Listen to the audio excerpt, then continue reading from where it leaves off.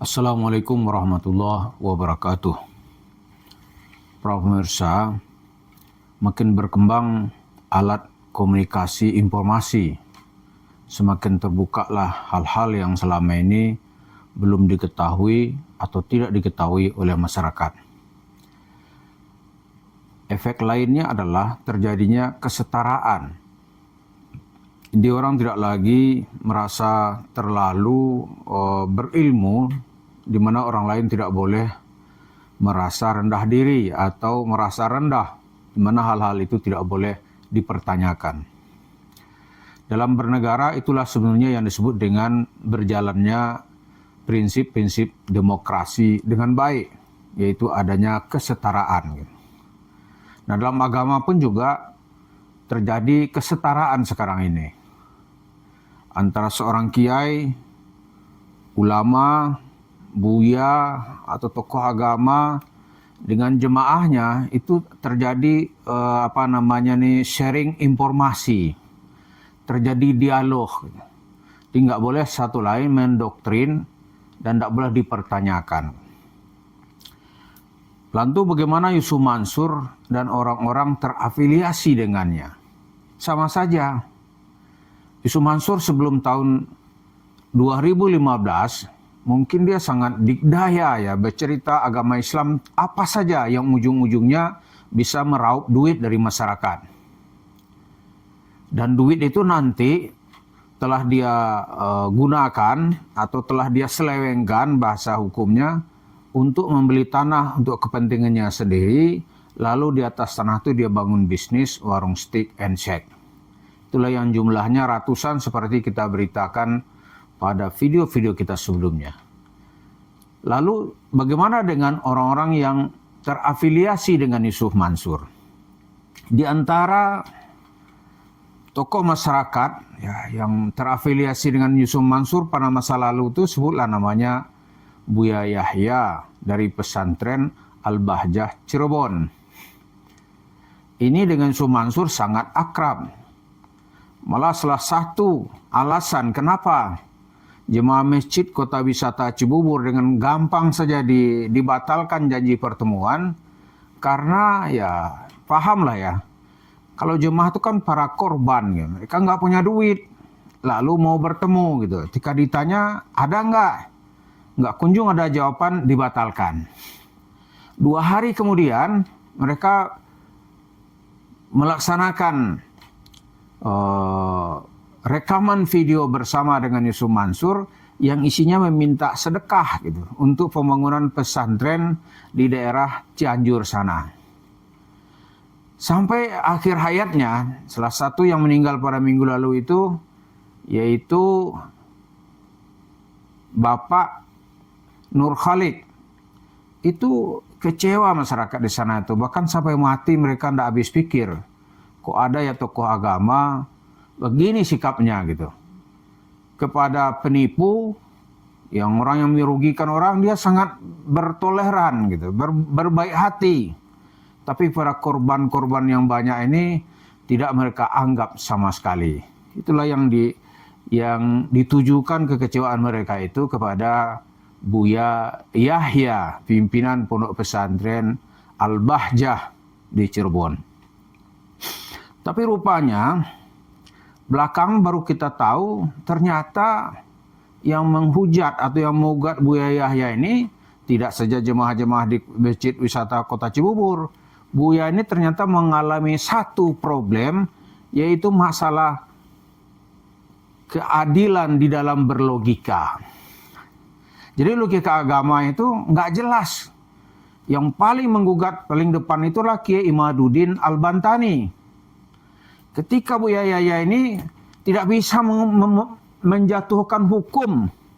Misalnya, apakah ada seseorang setelah Nabi, katakanlah dalam cerita Ba'lawi itu ada seorang faqih Al-Muqaddam namanya, yang Isra atau Mi'raj ke langit gitu. Dalam satu malam, di dalam kitabnya ada yang disebut sab'a marat, 7 kali.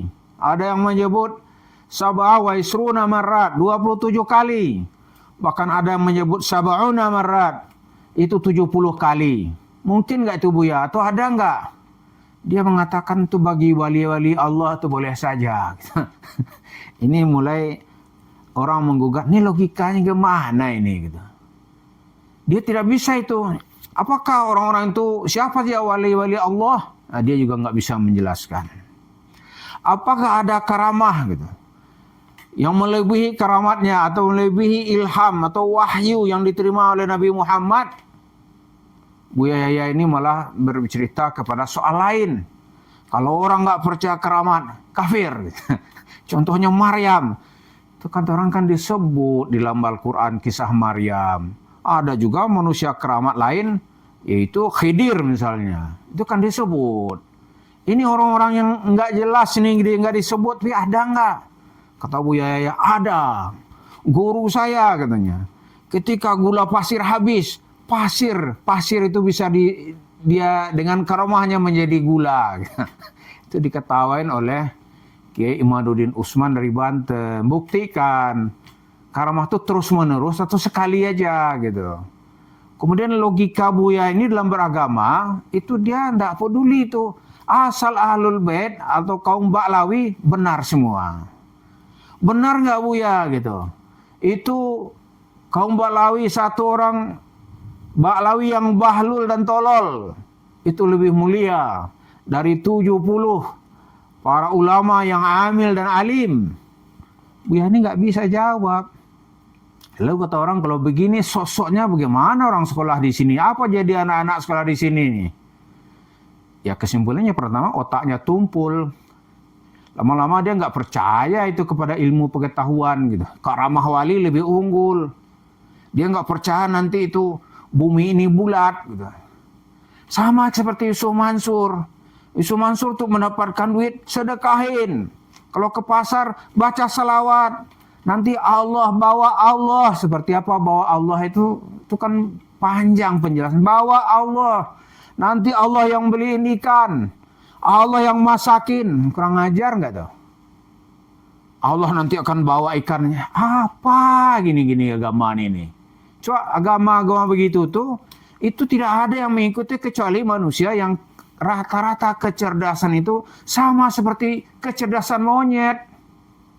Nggak ada. Kalau orang sedikit mikir, nggak mungkin gitu. Mustahil. Masalah perintah-perintah Allah beli gitu. Kalau didesak Yusuf Mansur nih, aneh kan nggak begitu maksudnya gitu. Maksud aneh nggak ada yang paham. Lo nggak ada yang paham kok diceritain. Ujung-ujungnya nanti mengumpulkan duit. Lalu apakah Buya ini akan sukses mengikuti langkah Yusuf Mansur gitu? Kalau menurut kita enggak. Walaupun tiap hari ada cerita di depan kamera gitu, anak yatim sedang memegang Quran robek. Ya Allah, kami ini mengaji nggak ada Quran gini-gini. Tapi orang udah tahu semuanya. Udah tahu gitu. Ini pesantren itu tuh nggak akan sukses dan caranya mengikuti Yusuf Mansur nggak akan terulang. Dia tuh bisa karena masyarakat pernah mempercayainya. Loh sekarang nggak akan pengadilan demi pengadilan sudah menunggunya. Itu kasus Masjid Kota Wisata Cibubur tuh 55 miliar nggak bisa dia pertanggungjawabkan. Cerita tabung tanah TKW TKI di Korea di Taiwan gitu. Nggak bisa dia pertanggungjawabkan. Dia secara pribadi kaya. Di Sentul itu dalam video-video teman-teman nih lebih 10 hektar itu cerita tabung tanah itu. Sekarang punya pribadi gitu. Lalu Buya Yahya begitu tuh bisa sukses nggak dia?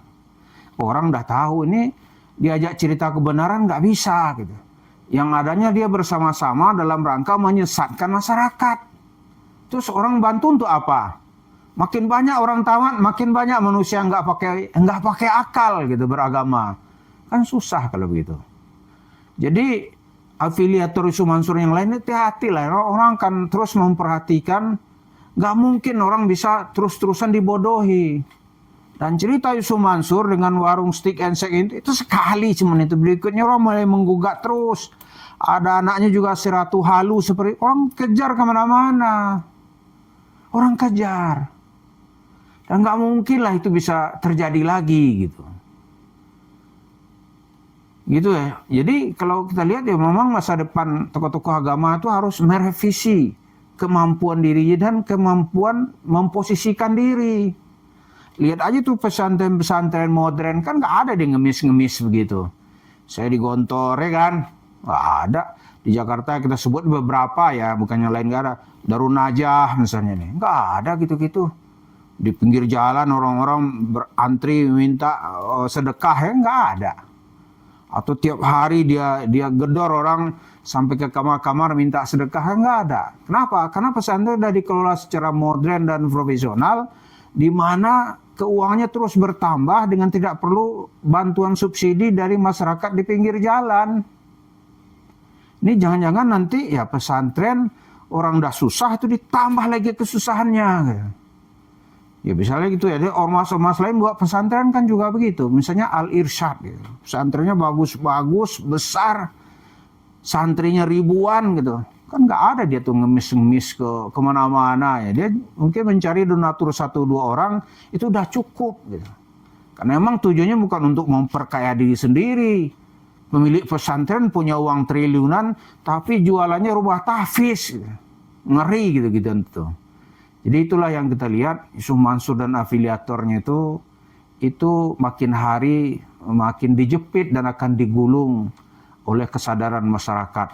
Kita tunggu aja, nggak ada cerita itu. Karena satu kebenaran itu tidak mungkin dikalahkan oleh 1000 atau 1.000.000 kebatilan. Apalagi ini kebenarannya banyak. Di Yusuf Mansur, hati-hati Anda, begitu juga nanti Buya dan kawan-kawan lain yang suka dengan cara-cara Yusuf Mansur, itu hari demi hari akan dipersoalkan masyarakat. Terima kasih. Assalamualaikum warahmatullahi wabarakatuh.